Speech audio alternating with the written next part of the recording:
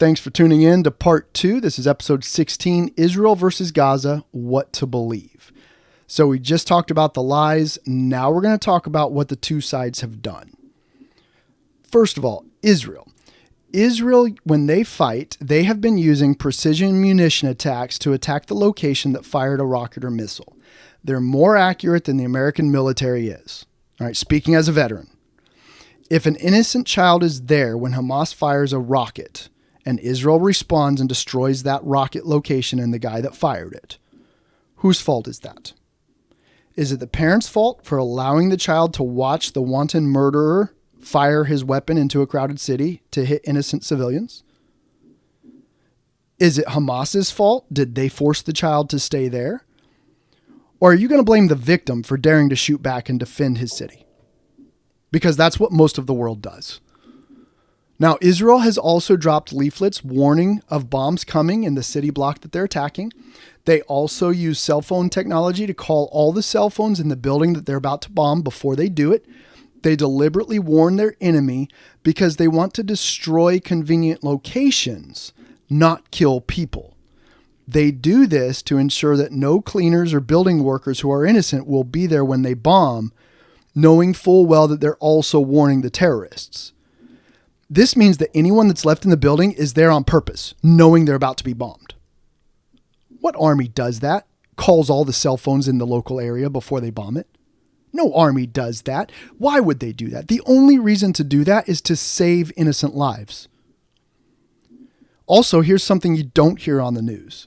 Israel provides the electricity and water for Gaza. None of the infrastructure were there by the people that live in Gaza. They were given the land. They monthly survive at the will of the Israelis without paying for it. These people are living rent-free on Israel's land using free electricity, free water, and many of them come to Israel for their daily jobs and are freely allowed to cross back and forth, taking Israel's money back to buy weapons to kill Israelis. Everything about what Israel does is to assume the best about each human living in Gaza and to attempt to help them. Let's not even talk about the hospitals on the border that they use to provide care for the people of Gaza for free. Israel saves the wounded enemy and hospitalizes them and takes care of them better than any nation ever has cared for their enemy combatants. Now, what has Hamas and the people of Gaza done? Number one, they indoctrinate their children from a young age to hate Jews. I have seen videos. I have watched surveillance. I know of this stuff over the last 40 years of my life. I have seen this stuff and researched it on the internet. They train their children to behead and to practice killing Jews on their own stuffed animals, and then on live rabbits and other animals later. Their graduation ceremonies for school often focus on combat skills in different ways to kill Jews. The videos I've seen from the propaganda videos of Al Jazeera and Hamas and other Muslim nations, they purposely bring children to the locations where they're going to bomb Israel. Sometimes they have tied children with razor wire. And I remember watching the struggling children screaming and crying as their parents watch. As the razor wire cuts into their bodies, I'm talking 4, 5, 6, 7-year-old kids. So the kids can't escape when Hamas shoots their missiles at Israel. Israel's instant response kills everyone there. And Hamas and CNN, who are videotaping these things, are quickly there to go through the rubble and show the dead, mangled children's bodies. Hamas videotapes this stuff themselves, and they post it as encouragement to gain new recruits and to, quote, honor the children and the families who gave their lives. These people are praised and heroes and made heroes in the war against the hated Jews, and each death is used as another reason to fight. They believe that those who die in combat are instantly allowed into heaven, so parents will give their children to be used like this. Now, I know some might be forced. This isn't everyone willingly letting their children die. But you need to understand the brutal evil that is attacking Israel every day. Now, they have consistently used aid money that our stupid government gives them to purchase weapons and to kill Jews, and then they post the weapon purchases online in pictures and videos. If you haven't seen that, it's because you haven't looked for it. I have spent countless hours researching news stories over the last 3 decades on Israel and this conflict. You track down the people mentioned in the news story, you find their social media on YouTube or Facebook, you check their friends and the posts that they like and reply to, and you will find thousands of videos of what I'm talking about. They have been doing this stuff since before the internet was even around, and they are very open about it. Because they laugh in our face that they take our millions of dollars in aid money and spend it on weapons to kill Jews. Now, I saw a lot while I was in the military, and I was able to see many videos from cell phones and captured camcorders after we killed terrorists, showing some of the things that I'm talking about. I also saw on the internet Jihad Johnny beheading the first American in 2002 on the internet. I saw the 2 Israeli pilots that were put in metal cages and burned alive. These and other horrors are things that I will never forget. These people, Muslims who hate Israel and America, openly share the horrors they commit. If you don't know about them, it's because you either bought into the lies you've heard on American television and you don't think to verify anything you're told. In other words, you are choosing to be ignorant. Or you willfully choose to side with the terrorists.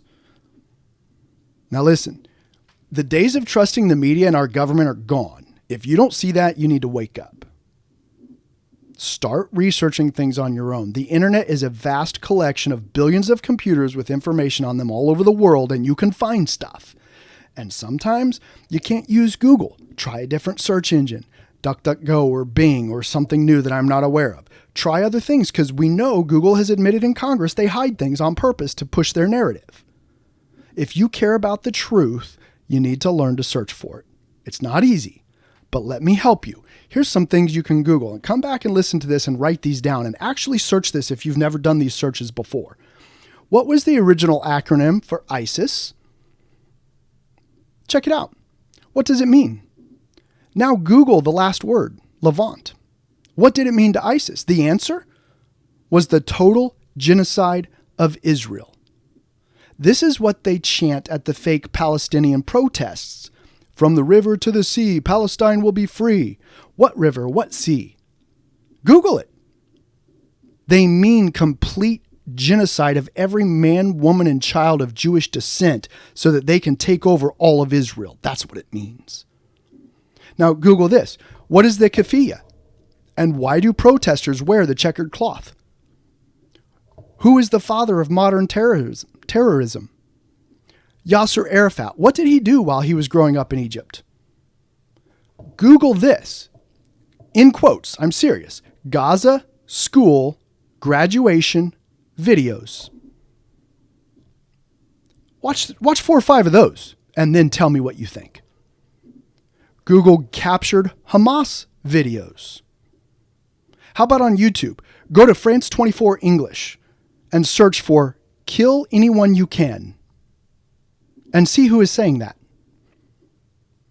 Google Hamas terror tunnels under schools and hospitals so that if Israel finds these terror tunnels that they cache weapons in and that they shoot from, there will be innocent children killed in the firefight. Schools and hospitals. They hide behind women and children to elicit sympathy for their cause when they get killed. Because if the combatant dies, so does the child they're using as a shield. If you don't know this stuff, that's your fault.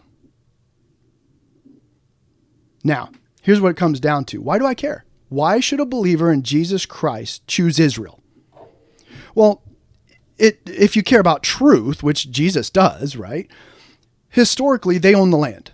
They have the rights to it for like 4,000, 3,000 years at least. I'm not sure. It's just an incredible amount of time.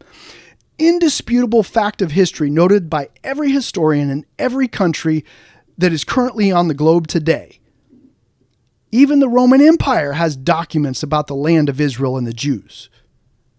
So that's number one. Historically, it's their land.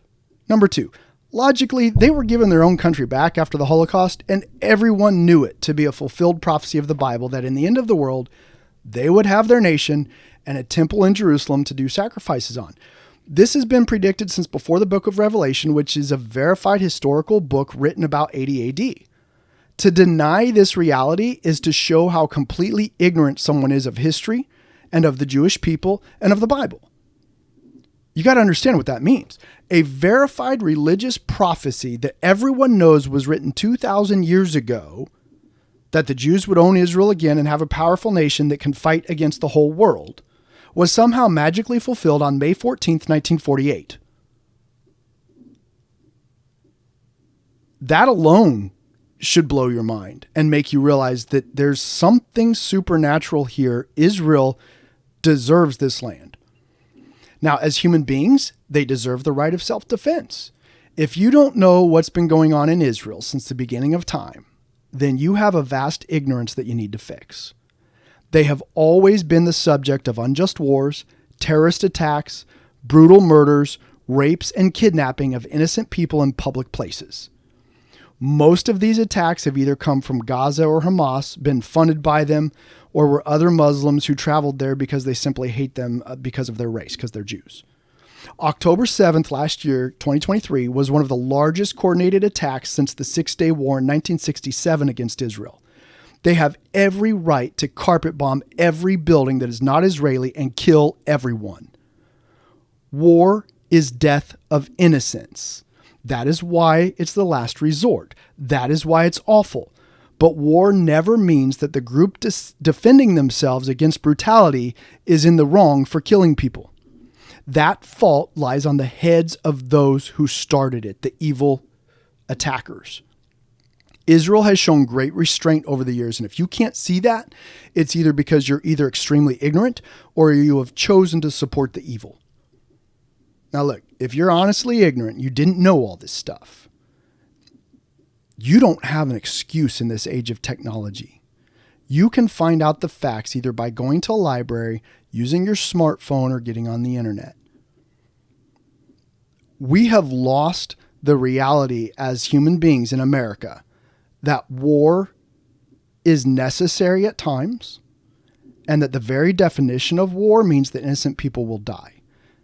It doesn't make Israel the bad guy. It doesn't make America the bad guy when innocent people die. It is the fault of the people who attacked the innocents and use innocent people as shields.